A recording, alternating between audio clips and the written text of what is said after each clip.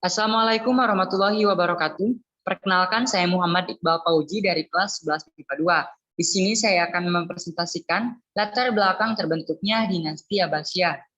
Abbasiyah berasal dari kata Al-Abbas, yaitu salah satu keturunan dari Bani Hasyim yang termasuk paman dari Nabi Muhammad SAW, yang merupakan mitra politik Bani Umayyah sejak zaman jahiliyah sampai kelahiran Islam, juga pada saat Bani Umayyah berkuasa. Bani Hasyim tersingkir dalam pemerintahannya setelah berakhirnya masa pemerintahan Khulafaur Rasyidin. Pemerintahan Islam kemudian dikuasai oleh keluarga Bani Umayyah. Umayyah adalah kelompok keluarga besar atau Bani yang didirikan oleh Muawiyah bin Abi Sufyan. Sementara itu, keluarga Bani Hasyim berada pada posisi di bawah dan tidak berperan sedikit pun dalam pemerintahan Bani Umayyah.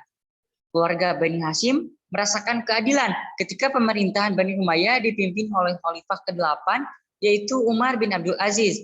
Beliau memang adil dan menghargai hak asasi manusia bagi rakyatnya. Pada masa itu tidak boleh seorang pun keluar dari garis undang-undang atau hukum negara kebiasaan. Keluarga Ali dilarang para pejabat yang melakukan kesalahan harus segera dilaporkan kepada Mahkamah Tinggi yang diberi hak penuh untuk menghukum siapapun yang bersalah.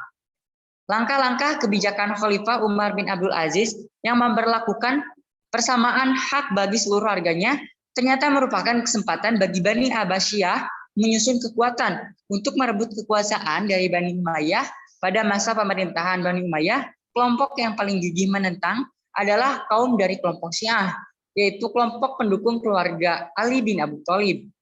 Kelompok Syiah bekerja sama dengan keturunan Abbas, karena kedua kelompok ini merupakan keturunan hasil perubahan sikap politik Bani Abbas.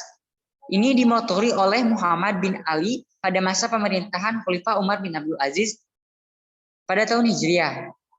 Dari Muhammad bin Ali lahirlah putra pertama bernama Muhammad bin Abdullah yang terkenal dengan nama Abu Abbas As-Sofah sebagai khalifah pertama dari Daulah Bani Abbasiyah.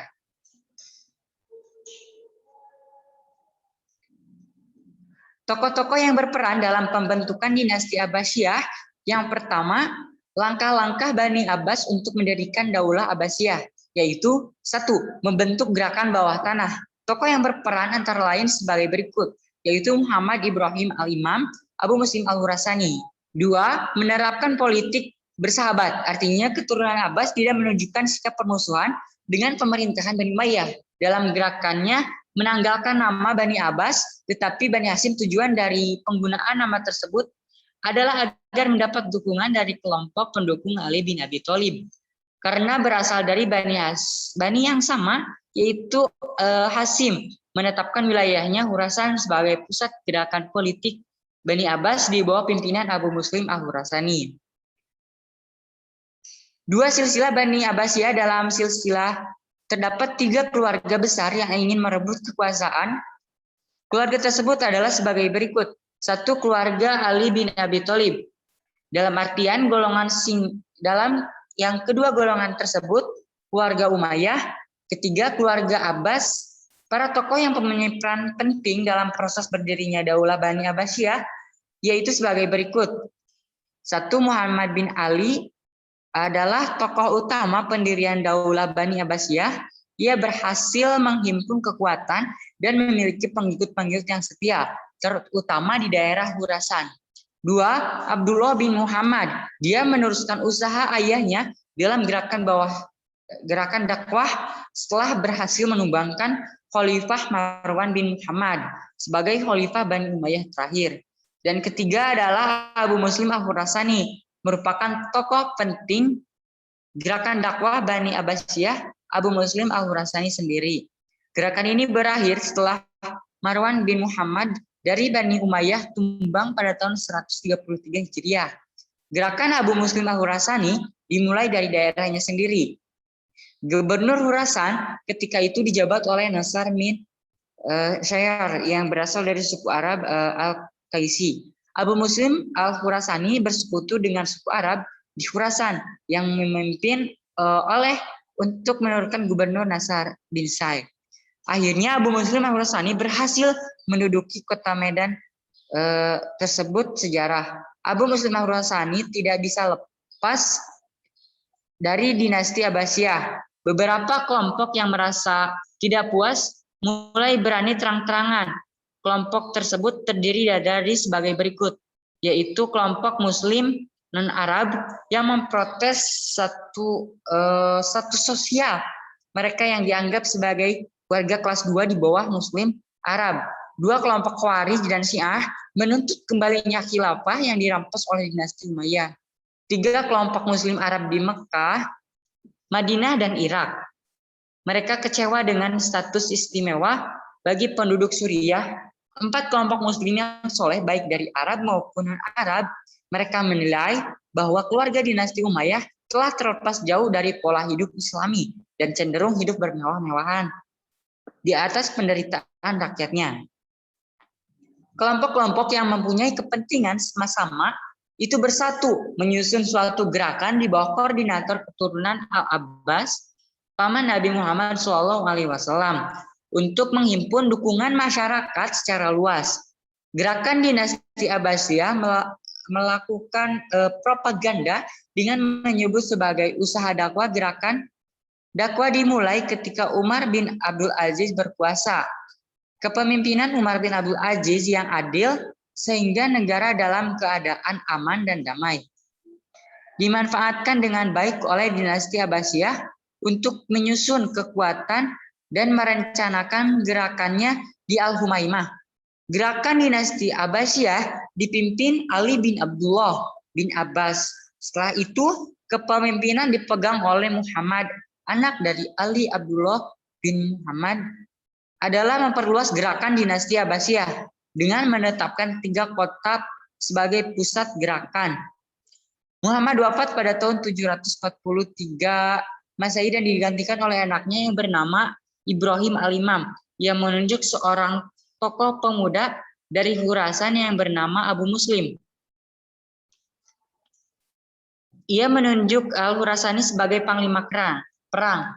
Ia adalah pemuda yang berbakat dan pemberani dengan segudang prestasi yang bergemilang, yaitu ia pernah meraih ketika ia berhasil mengumpulkan penduduk dari sekitar 60 desa dalam sekitar 1 hari. Banyak penguasa yang di tanah Persia yang menjadi pengikut Abu Muslim Al-Khurasani. Ia berkampanye untuk menumbuhkan rasa kebersamaan sebagai kelompok yang tertindas. Sebelum Abu Muslim Al-Khurasani dikukuhkan sebagai panglima perang, gerakan dakwah dilakukan secara sembunyi-sembunyi. Para juru dakwah dikirim ke berbagai wilayah Islam dengan cara menyamar sebagai pedagang atau jemaah haji. Diangkat sebagai panglima perang, Ibrahim Al-Imam memotivasi panglima untuk mengambil alih kekuasaan Khurasan dan menghabisi penduduk dinasti Umayyah. Rencana itu sampai ke penguasa dinasti Umayyah, dan akibatnya Ibrahim Al-Imam ditangkap dan dihukum mati oleh Khalifah Marwan II Abu Muslim Al-Khurasani. Memulai gerakan dengan strategi yang jitu. Ia memanfaatkan perselisihan antara suku Arab Quraisy dan suku Arab Yaman yang sudah berlangsung sejak zaman Khalifah Hisham bin Abdul Malik. Ketika Abu Muslim Al-Khurasani perlawanannya, Gubernur Khurasan dijabat oleh orang suku dari Arab bernama.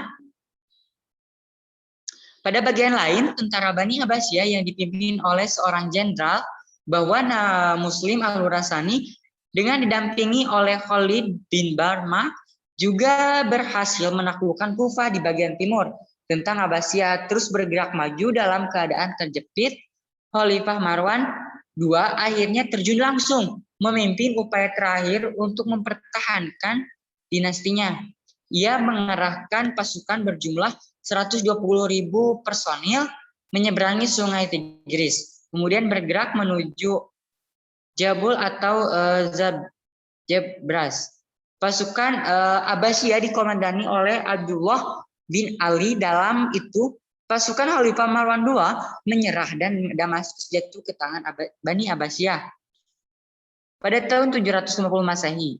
Tetapi Khalifah Marwan II berhasil meloloskan diri Akhirnya ia ditemukan di Mesir dan dibunuh di sana.